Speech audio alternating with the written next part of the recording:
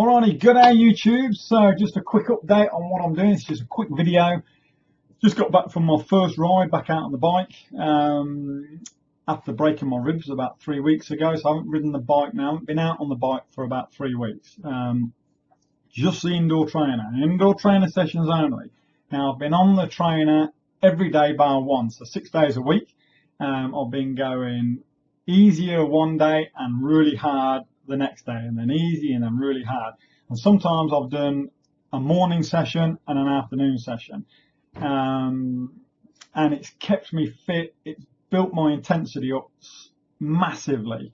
Really worth getting that indoor training. If you're doing any sort of training for an event, whatever, well and truly recommend it. For me, I've been asked heaps of times on the videos, what do I think of the indoor trainer? Is it better to do that as opposed to being out on the road?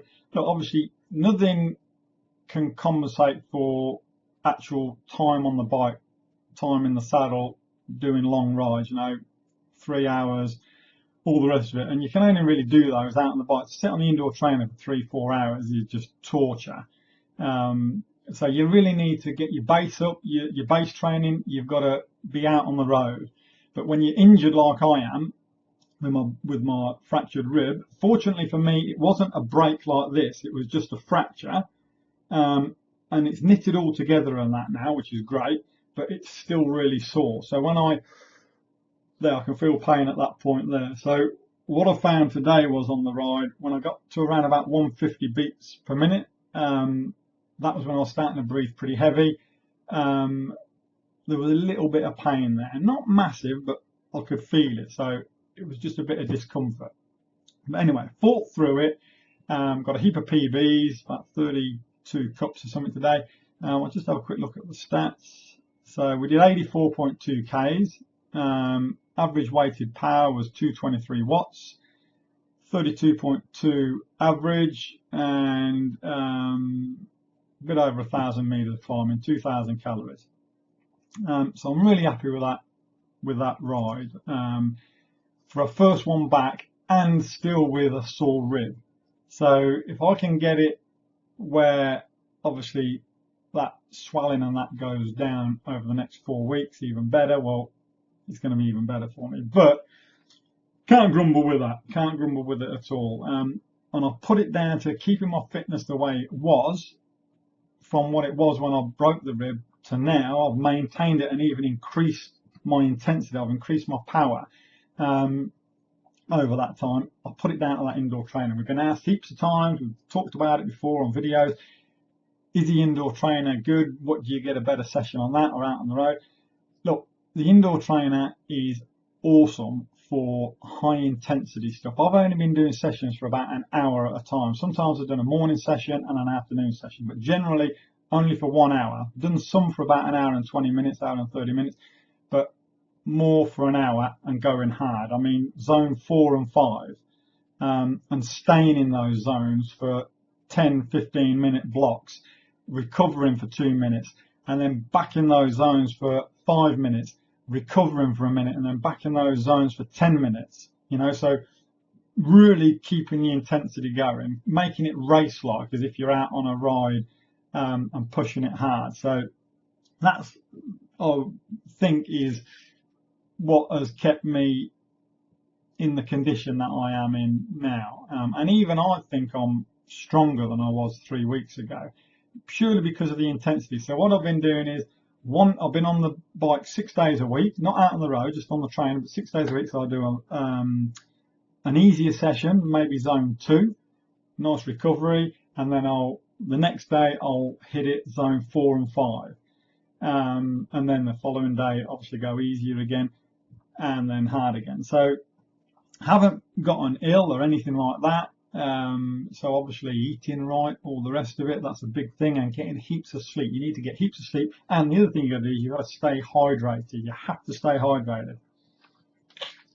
If you're not, it's all for nothing, because your body, your muscles, your system, it just cannot recover if you're not hydrated. It just will not work. You've got to get everything working all at the same time. It's hard as hell.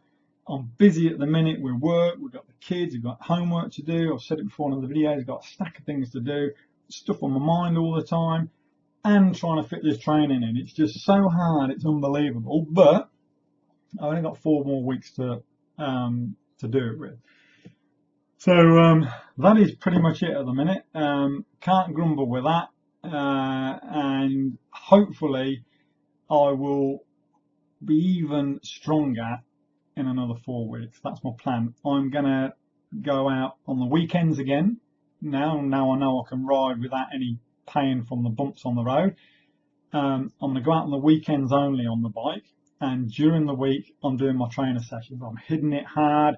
I'm gonna push those watts up, and then I'll do a recovery, and then I'll go get on there again the following day and hit it hard. Keep pushing those watts. Keep it going so that when your legs are at that burning point, you keep going past it. You just fight through that pain, and trust me, it does work, right? They talk about it all the time, don't they? That once you get to that pain in your legs, if you keep fighting through it, you can do it. And I'll tell you now, you can do it. If you get to that point where you're burning, your legs are burning, and you keep pushing it, you can fight through it. And eventually, it's a mental thing to start with, but you can do it. And I've pushed it now where I've got to a point after, say, 10 minutes where my legs are on fire, and I've kept pushing it for another 10 minutes. So I could only do that at one time for maybe 2 or 3 minutes.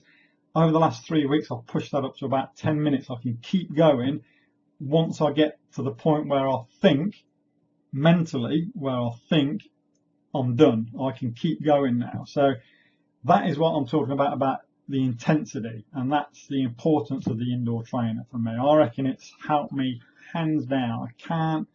If I hadn't had that indoor trainer and not been able to ride for the last 3 weeks, the previous 3 months training that I've done, my base training, this last few weeks of the build sessions and that, it would have all been a waste of time, and there's no way I would have been able to get that fitness back in the next 3.5, 4 weeks leading up to this ride. There's just not a chance.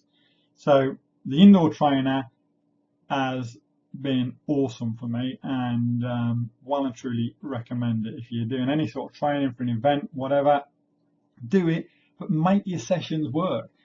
Push your limits. On the indoor trainer, push them. You got no excuse on the indoor trainer. If you're really that done, you can get off it. But when you're doing it, push it and find your limits, and then keep an eye on your little clock and all the rest of it. Push your limits. Push yourself to the point where you'd normally crack and go, and just go another 30 seconds. And then the next time you do a hard set, try and go 45 seconds or a minute. And eventually you'll build that, you do build it up real quick where you can start pushing it, and you go in 3 minutes, 4 minutes, 5 minutes. And you're thinking, holy hell, man, I'm going here. So it does work, but it hurts, but it's doable. So anyway, all thanks to my indoor trainer, I've kept my fitness. We went pretty hard today, as I say, 32.2 average. It was windy as. My average weighted power was 223 today. We did about 1,000 meters, a bit over 1,000 meters climbing. And what I've noticed as well is on my training sessions, I've only been doing an hour blocks. So I think I said before, hour blocks, okay? And my average weighted power when I've been pushing myself has been around about that 230, 220, 230, 240 watt mark. So, and that's only for an hour. Now this ride was 2 hours, 36 minutes today, 223 average weighted power. So that's awesome. That's good. That's showing that doing that intensity work has paid off, and I can feel it when I'm out on the bike and I'm up the front today. When I'm hitting 320 watts, I can feel that I can keep going. You know, I can just feel it, and I think to myself, here's a point where, because I know the ride, and here's a point where I would normally drop off and let someone else take over. I can keep it mooching along. So definitely pays to get an indoor trainer if you're going to get serious about some riding. So there you go. I've just finished my breakfast, staying hydrated. I had a good breakfast before I left. So I had porridge and a bit of sausage and sports, a bit of glutamine as well, a bit of L-glutamine, And I've just had another bowl of porridge with some nuts and things in it. And I've also slugged down another sausage and sports with protein and carbs and sugars. Although they say the first 20 minutes after hard exercise is when you've got to get heaps of sugars back into your system, back into your muscles, to replenish those glycogen stores. So that's what I've been doing. It seems to be working for me. If I can get my ribs under control, I'm sure I'll be okay on the day. So looking forward to it. Anyway, that is it for now. You got any questions or comments, you can post them down below.